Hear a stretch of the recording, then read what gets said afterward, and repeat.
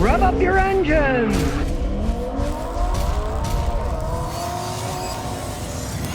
Well, there's a new electric car company out there called Avenir, and it can mine cryptocurrency while it's parked. There's only one caveat here, that the ultimate version, the most expensive one, starts at $149,000. And if you've ever done any research into this, maybe you can get $70 a month or $200 a month or something. Considering the vehicle costs $149,000, it would take pretty much, your lifetime and somebody else's to pay the $149,000 back. A crypto wallet called Nebula, which when you're parked, it can mine the internet for cryptocurrency. It doesn't just do Bitcoin. It does Ethereum, Doge, Cardano, and others. But really?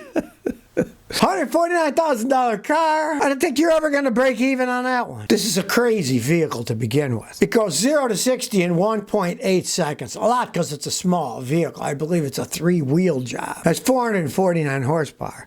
But they're smart enough. Three-wheeled vehicles, only so fast you want to drive them. So it's speed limited to 109. And a range of 300 miles. So if you got 149 grand burning a hole in your pocket, and you want the ultimate three-wheeled vehicle that can mine cryptocurrency while it's parked, well, you can show it off to all your friends. WZ Jeepin 69 says, guys, I got 2000 Jeep. The engine occasionally bucks. Most of the time it runs beautifully. Every once in a while the oil pressure goes all the way to 80 and the Jeep does a bucking. It generally happens on the highway. It's scary when it happens. What should I do?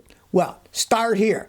You say the oil pressure goes up to 80 psi, right? That's too much pressure. If it really has too much pressure, quick, take it to a mechanic and have him check the system. What we do is we put an actual gauge on the engine, electronic gauge, and then we have it inside the cab, the electronics. And while we're driving it, we look at the pressure. You want to pray that it isn't actually that high. Often it's an electrical fault that's causing that to go so high, and then it starts bucking because the electrical system is breaking down on the Jeep, which is very typical on a Jeep, and that's a 22-year-old Jeep. Pray that it's an electrical problem, because if it's a mechanical problem, if you're really getting that 80 psi, when you get too much oil pressure, this sounds ridiculous, but it means you got a restriction somewhere in the system. You say, well, it's higher. What do you mean? A restriction would make it lower. No. Say there's a restriction here in the engine. The pump's down here. The pressure in between here and the restriction, the pressure will go up here. But after the restriction, it'll be low. So start by having a mechanic put in an actual oil pressure and driving. If he says, no, it never gets high, then you have an electrical problem. You're going to have to trace that down and see why the electrical problem is occurring. Because if you really have high oil pressure like that, you got some kind of restriction, the engine's going to have to be flushed out. Because if you drive it and you got 80 psi here, but that means past the sending unit that gives you the pressure, there's a problem, and it would destroy your engine. So have it checked as soon as possible to see whether it's an electric problem or it actually has a physical oil pressure problem. Hector Romero says, I have a blue driver scanner tool, and Scotty says you can check a lot of live data. What basic information is good to watch for preventive maintenance? All right, very good question. Here's a very good answer, I hope.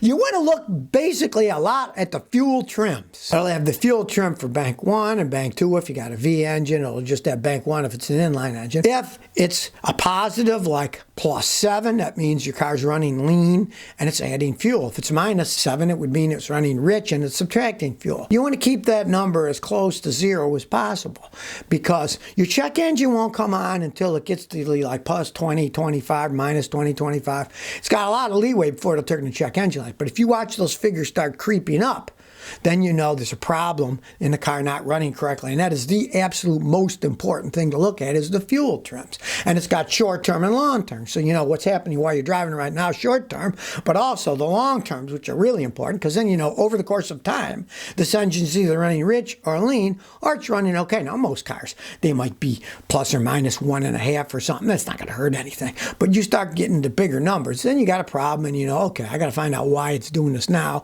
before it gets too big and causes a problem. Deep Brain says, I have 2-year-old engine oil. Can I use it? I bought engine oil a couple of years ago, 04 Corolla. I'm going to change the oil. Should I buy new oil? Can I use the ones that are 2 years old? They're sealed. Sure, use it. I mean, hey, the oil's been sitting for millions of years under the earth, right? And then it's refined by us. No, there's absolutely nothing wrong with that.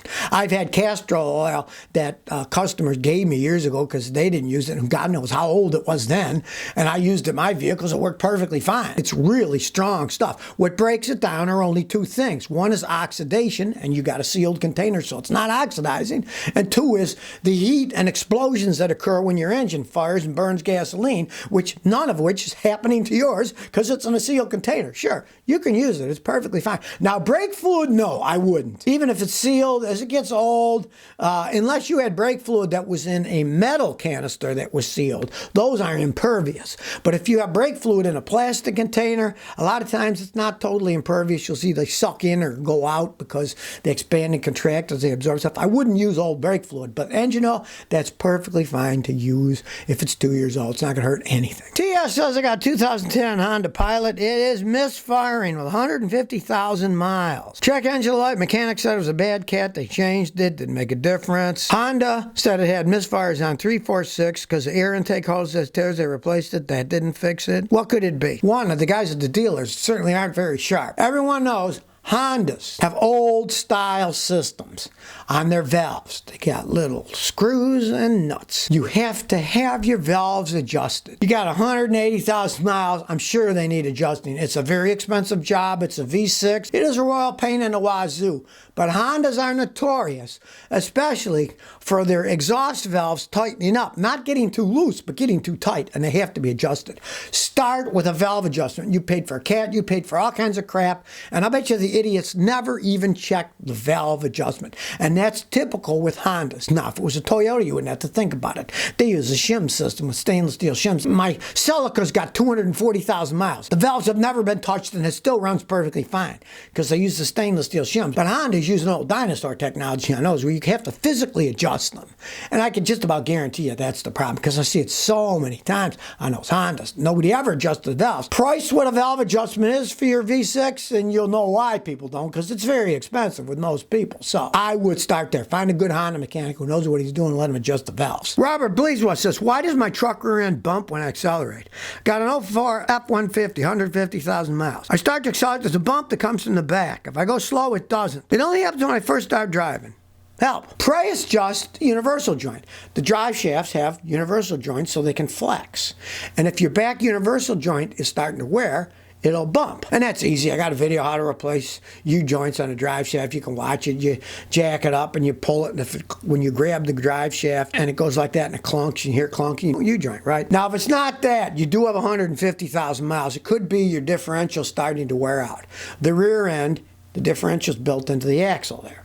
And when they wear out, a lot of times they'll bump a little at the beginning when they're cold until they warm up and the metal expands. And if that's the case, basically live with it because you're going to have to either replace or rebuild the rear end. And as long as it goes okay otherwise, they can still go quite some time until they finally wear out. And I'll tell you the truth of the matter is, all the guys I know that used to know how to rebuild those differentials, they're either dead or retired. You're generally better off buying a new one than having some guy try to rebuild it because the guys don't know what they're doing anymore. All the guys I know, they're all retired and gone. See, most things aren't rear differential solid axles anymore. All the cars are front wheel drive, so there's very little need for people to rebuild them. So there's nobody that specializes in it anymore, and it's a very specialist thing. If you don't do it right, if you're off by a thousandth inch here or there, then the rear end will lock up after they rebuild it. When it does wear, you're better off getting a new unit than having some clown try to rebuild it. Cali Route 15 says, help me with my 98 GMC 1500. It's a 98. It was running perfect. I turned it off Sunday, and now it won't start. I get 60 PSI of fuel, 12 volts to the ignition control module in the coil. So I replaced the distributor in the coil, but nothing comes out of the coil. I plugged in my scanner, there's no fault code. I bought an O'Reilly coil and distributor. That might be bad because it's a rebuilt one. You buy discount auto parts, many times they aren't any good. If you got power going to the coil, you put in the distributor and a coil assembly and an ignition control module. All right, you replace that and you still get nothing out. Odds are you got a bad part. There's power going into it and there's nothing coming out. Of course, do this because sometimes it's as crazy as that. Reground your engine. Get a good pair of jumper cables. Put one cable on the ground of the battery, the negative terminal. Put the other end of that cable right on the engine, on a good metal part of the engine. If it starts then, you got a bad ground because you need power going into it, but you also need ground. And if you don't have ground, it's exactly what happens. You won't get any fire because the engine isn't grounded correctly. It's a 98, so you could have a bad ground. GMCs are notorious for getting bad grounds. Pray it's that. But if it's not that, you just got bad parts. I have seen that some of those discount auto parts stores, 1 out of every 3 distributors that they sell aren't any good. they don't work correctly. So you could easily have gotten bad parts from O'Reilly. I had a guy do that with O'Reilly in Houston, and he went through 6 of them. And I finally said, will you just go to the GMC dealer and buy a new distributor? So he did. I put it in. Then years later, it was still running fine. They were just selling junk. So if you never want to miss another one of my new car repair videos, remember to ring that bell.